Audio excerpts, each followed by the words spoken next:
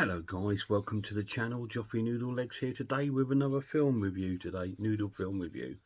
Today I'm looking at the monster horror classic that started it all, King Kong. So we're having a look at this today. This is the original one, it's 1933 I believe, but this is the original King Kong. So have a look at this edition.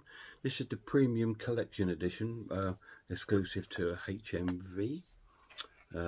It comes in a slipcase. It comes with a booklet, which is pretty cool. When I saw all this and I saw the colour photos, I got a bit worried, thinking, I hope they haven't colorized the movie, and they haven't. But it's a cool booklet. It comes with the Blu-ray and a DVD. With quite a few extra features on here as well. It's quite cool. And it's even got a missing scene on there, a spider scene, which I haven't looked at yet, and I will have a look at that. So, I'll give you a bit of synopsis, although it doesn't really need one, because you've probably all seen it, and it's because it's a classic movie, isn't it?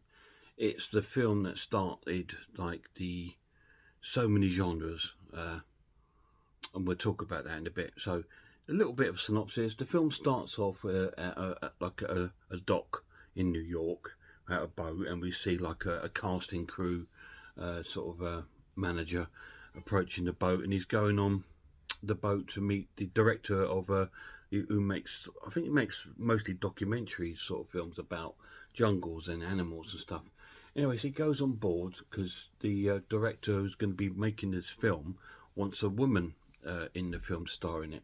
And he pretty much says, well, I can't get anyone, because he won't tell them where they're going or anything like that. So he says, well, I can't get an actress to do that for you, you know, because we don't know they're going to be in danger or whatever, so he can't get one. So he still wants a woman. So he said, well, I'll go and just find one off the street.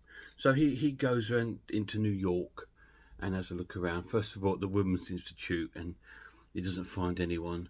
And then he goes to a newspaper stand where he sees a young woman trying to steal an apple. I catch you, you stealer. Now I'll catch a cop. You like that, huh? No, I didn't. Let me go. I wanted to, but I didn't. I have enough of these stealers. Dry up that you didn't take anything. I didn't, truly, I didn't. Well, 3 people this week. Here's a book. A book. Scram.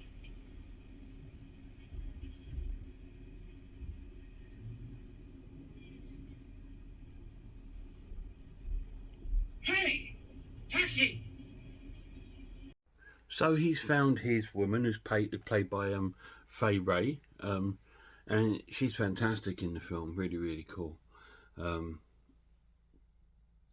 She's probably the original screen queen, if you like. So she's in this. Really cool. Anyway, so she decides that they go out for something to eat and drink, and he makes the proposition to her of like coming on the cruise or the boat with them for the adventures of a lifetime and riches and fame and stuff like this. Obviously she's going to say yes, because she's I mean, she's homeless, but she's got nothing, no money or nothing, so obviously she's going to accept. So she accepts and joins the crew on the boat. And then there's a captain on the crew which she tends to fall for, and a little love story sort of rolls around them two on the boat. He's very sort of like reluctant to having a woman on board because they're nothing but trouble. Okay. So anyway, I was just thinking, if that film was made today, he wouldn't get away with that. But anyway, so they set off on this trip. Again, they don't know where they're going, but finally the director sort of sits them down and tells them where they're going. There's a long sandy peninsula. The only possible landing place is through this reef. Rest of the shoreline is sheer precipice, hundreds of feet high. And across the base of that peninsula, cutting it off from the rest of the island, is a wall. Wall? Built so long ago that the people who lived there have slipped back, forgotten the higher civilization that built it. That wall is as strong today as it was centuries ago. The natives keep that wall in repair. They need it. So they're going to this island with like this Skull Mountain, I suppose it's Skull Island, I suppose they call it, and there's like this big wall there So there's something on the other side of the wall that the natives are keeping it out, or you know. So and we all know who that is. It's a bit obvious, but yeah, obviously you got to remember when this film came out, there wasn't probably like all this discussion about the film. There were probably posters and stuff, but nobody knew too much about the film. But yeah, so that was quite cool. So that we got to see the map at last.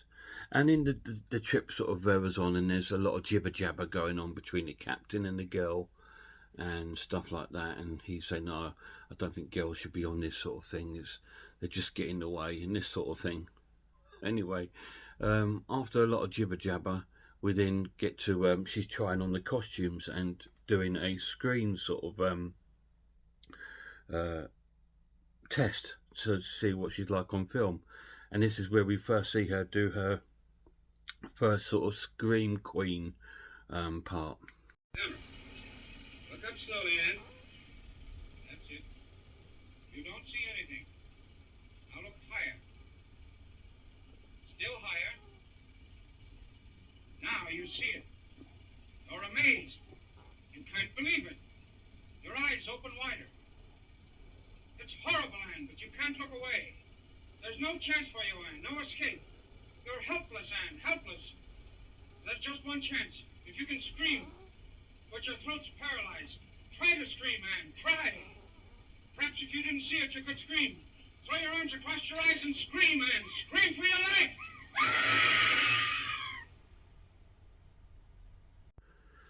So there we go. There's the infamous classic moment of her screaming for the first time. And I think that, if I remember right, when I've seen programs about this, they're saying that even that terrified a lot of people watching the film.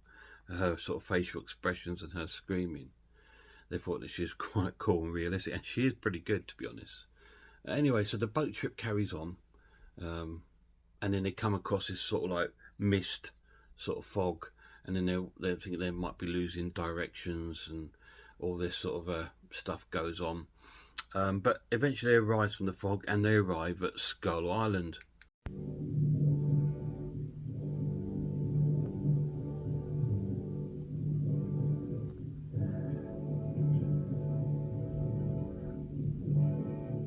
Skipper, now that the fog's lifted, do you see anybody?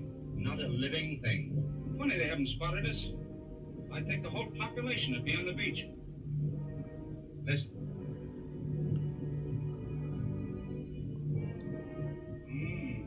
Maybe they have spotted us and they're signaling. Well, Skipper, do you believe me now? There it is. Skull Mountain, the wall, everything just like on my funny little map.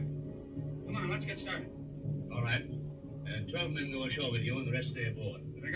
So they've arrived at Skull Island, and they go to shore, where the sort of native village is, and they go there, and it's sort of, they see the massive wall, they see the big gate, and they see that it's sort of deserted. There's no one there.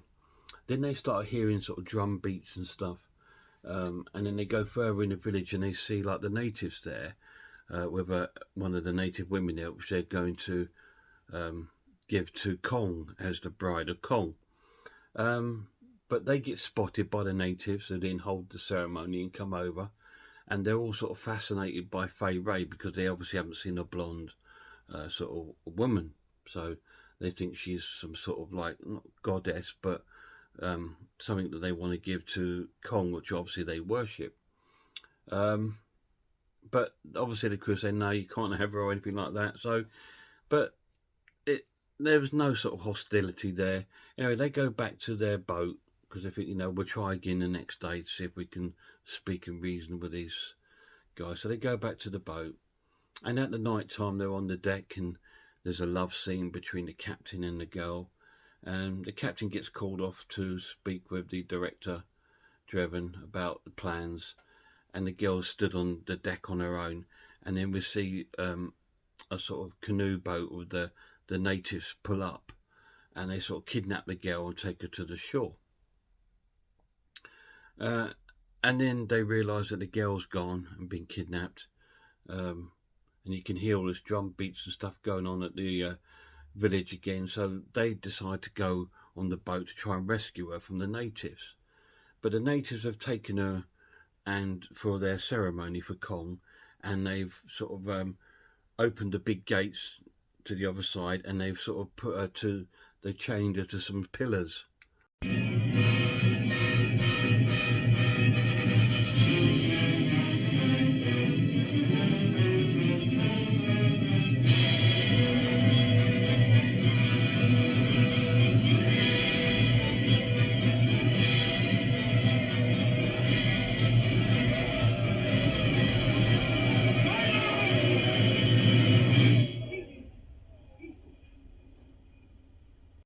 So they've chained her to some pillars, and so then they shut the gates and everything. The crew haven't arrived yet, and then the sort of chief of the native tribe sort of then sort of calls for Kong, and they hit the big sort of cymbal. Otarave, Rama Kong, Wasaba, Sanamaka. Otarave, Rama Kong.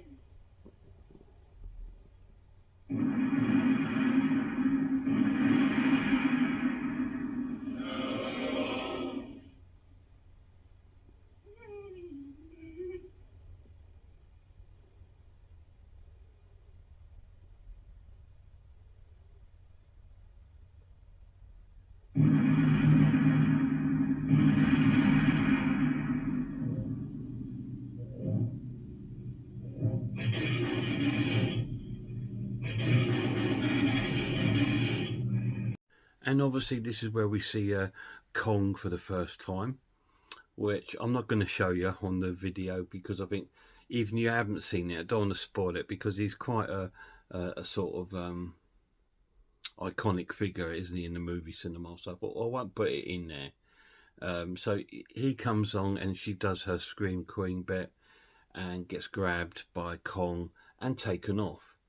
And then the crew arrive and they go into the jungle looking for her, and they come across all sort of prehistoric animals, you know, a man-eating stegosaurus. Okay, just shows how sort of like not uneducated but unrealistic, and how they didn't really see every dinosaur is a man-eater. So you know, we've got a man-eating brachiosaurus and stuff living in the water. It's crazy, but it is of its time, and there we go. But that's all I'm going to tell you, the synopsis. So do they catch up with Kong? Do they find Fay Ray? Do they bring her back? What's going to happen? Watch it and find out if you've not seen it. But if you have, you know exactly what happens. So there's not a lot else I can really say about the film. It's a 10 out of 10 movie, isn't it? It's a classic movie. This movie started so many genres. It started the horror sort of movie almost to the monster flick. It started off the monster. It started the prehistoric movie films. You know, before this there was not like The Land That Time Forgot or any of these sort of like old horror sort of prehistoric sort of animal films. And it also then, you know, you had all the sort of other sort of films with sort of giant sort of like statues, you know, like Jason and the Argonauts and all those sort of kind of fantasy sort of horror films. I still class them as horror films because they are kind of horror stories. These giant statues and you know, killer skeletons and stuff, they're still horror films. But yeah, this was like the beginning of that, and this kick-started so many genres. So it's a classic, amazing film. So the pluses of this: the transfer is good. It's not brilliant. It's good. It is in a ratio of the size down there, which I think, you know, I've had the DVD and it's full screen, and it's just like, so that was a bit disappointing. But I know they do that for the clarity, but even with that, it wasn't very clear. There is a lot of blur in quite a lot of the scenes, so it hasn't been cleaned up brilliantly. There is a lot of noise and grain in the film. I don't mind the grain too much, but there is quite a lot of that still in the film. But you've got to think of its age. So this is still going to be the best probably quality you're going to find of this film. I will check out the DVD, see if it's any better. If it is, I'm going to give you an update on this review and tell you. But yeah, it's the pluses is that it is it's an okay transfer. It is a great film. It's acted really well, as we well know. The animations of Kong and the creatures all still look daft but brilliant and of its time, but it's fantastic. But you've got to put into concept, if you were back in the days in the 30s when this came to the big screen and the theatres and that around, around the world, you're going to be thinking, wow, that's an incredible movie. It's the greatest thing I've ever seen. And back then it probably was, and it was probably terrifying. I mean, because a lot of people thought because movies were quite new, and a lot of people would have thought a lot of the stuff in this is real, back then. So it's probably quite terrifying. But yeah, amazing film. Negatives, yeah, like I said, the picture quality is not the best, but it's probably the best you're going to get of this film, unless they actually, a company takes it over and actually goes a screen by screen, cleaning it up, getting rid of the blur, and sort of making it really sort of like pristine, like a lot of films. Like I watched The Thing from Another World, and that looked amazing. And some of the Universal horrors look incredible, like Invisible Man and stuff like that. But this looked a bit more, yeah, almost like it was, there we go, your Blu-ray sort of thing, but that's okay. It's just good to own it on Blu-ray in a good collection. It is a nice set. And another plus I've mentioned is it has got quite a few sort of extra features on there. It does have some documentaries and things like that, which the Thing from Another World lacked. But that's really, really cool, and I'm glad to have it in the collection. So it's a 10 out of 10 film. I don't need to rate it or score it because you already know it's a classic. And any horror fan, any movie fan needs this film in their collection. Fantastic film. So that's my little review of King Kong, the original. I will be doing the 2005, I think it is, Jack Black version. I will be looking at that and doing a review of that shortly. Guys, go and check out some horror channels for me. Horror Hands, the horror geek. Check out Horror Hands because his dad, Horror Dad, did a painting of a bust of King Kong. And it's amazing. Check that. Go through his videos and have a look for that. Really cool. The Horror Geek, Man v Film, Pizzlewell, I Am Ice Lord, RS Designs, Sarah of Horror. All amazing channels, guys. Check them all out for me. And a special shout out to my lad. Hope he's doing well. Until next time, look after yourselves, look after one another, and I hope I'll see you all soon.